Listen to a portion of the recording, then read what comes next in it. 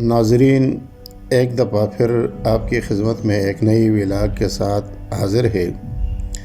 مجھے امید ہے کہ آج کا ویلاگ بھی آپ کو ضرور پسند آئے گا اور ہمیں اپنے مفید مشوروں اور کمنٹ سے مستفید فرمائیں گے۔ ہمارے آج کے ویلاگ کا موضوع ہے لذت تنہائی۔ تو چلیے اپنے موضوع کی طرف، لذت تنہائی۔ ناظرین، الفاظ کی دنیا میں تنہائی وہ بدقسمت لفظ ہے جس پر جب بھی کسی دانشور یا لکھاری نے لکھنے یا لب کشائی کی جسارت کی ہے تو کچھ اس انداز میں کی ہے کہ گویا انسانی زندگی سے سارے رنگ و لذت لفظ تنہائی ہی نے چھین لی ہے۔ اس میں کوئی شک نہیں کہ حق راستے پر چلتے ہوئے انسان اکثر یہ شکوہ کرتا نظر آتا ہے کہ حق راستے پر چلتے ہوئے انسان اکثر تنہا رہ جاتا ہے۔ واقعی یہ ایک اٹل حقیقت ہے کہ حق راستے پر چلتے ہوئے انسان اکثر تنہائی کا شکار ہو جاتا ہے اور مایوسی انسان کو اپنے آغوش میں لیتی ہے۔ لیکن یہ بھی ایک اٹل حقیقت ہے کہ جب بھی مایوسی اور نا امیدی انتہا کو پہنچتی ہے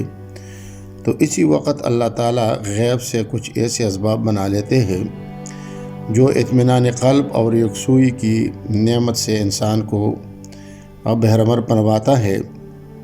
اور انسان کو کائنات کے اوپر سوچ و بچار میں مشغول کر دیتا ہے، جس کی وجہ سے انسان کی تنہائی رانائی میں بدل جاتی ہے۔ اللہ تعالیٰ جب بھی اپنے بندے سے کوئی خاص کام لینے کا ارادہ کرتا ہے تو انہیں لذت تنہائی سے آشنا کر دیتا ہے۔ تب کبھی سائنسدان، کبھی ولی، کبھی مفکر اور یہاں تک کہ پیغمبری کے منصب پر فائز کر کے کندن بنا دیتا ہے۔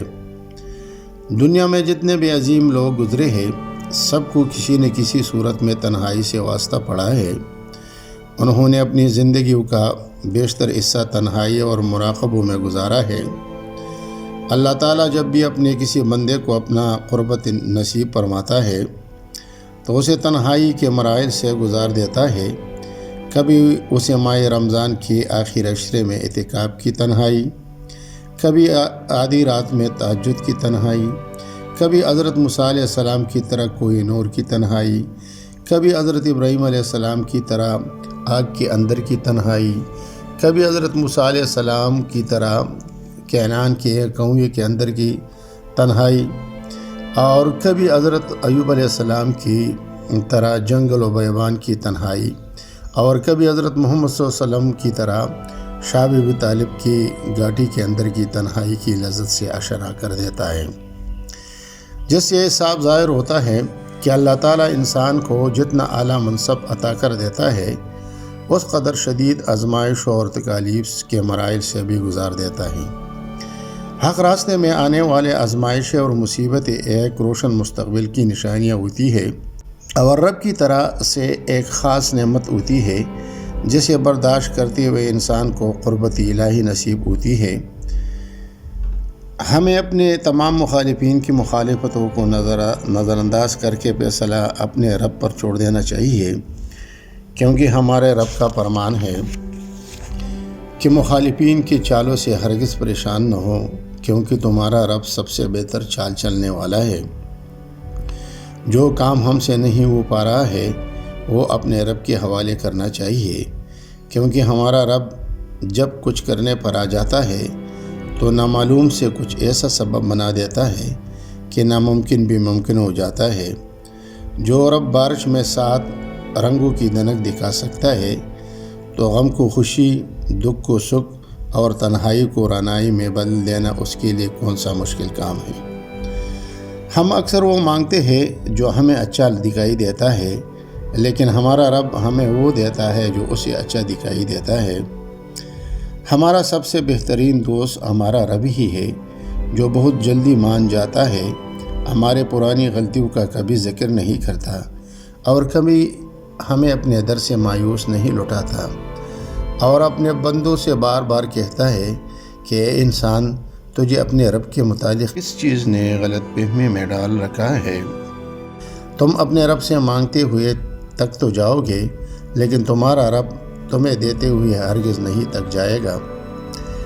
حق راستے پر چلتے ہوئے برے وقت، تکالیف اور مصیبتوں کو دیکھتے ہوئے ہمیں مایوس نہیں ہونا چاہیے،